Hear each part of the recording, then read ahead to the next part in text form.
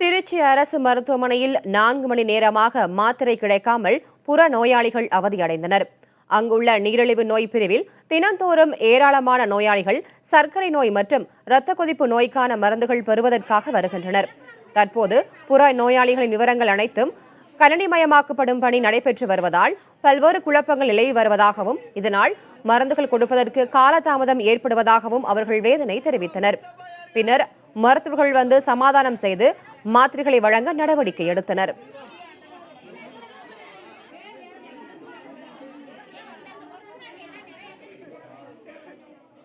மாத்திரை வாங்கலான்னு வந்தேன் சார். ஓபி கொடுத்தேன், என்ட்ரி போட்டேன், கம்ப்யூட்டரில் ஏறலன்னு சொல்லி திருப்பி அனுப்பிவிட்டு சவுண்டிங் போ 21க்கு போ இப்படி எவ்வளோ அனுப்பி விட்டேன்.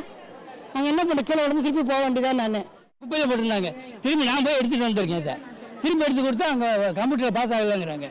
கம்ப்யூட்டர் வந்து வாட்ச்மேன் மாதிரி ஒருத்தருக்காரு, செக்யூரிட்டி கேட்டால் போய் எழுதுகிறாரு.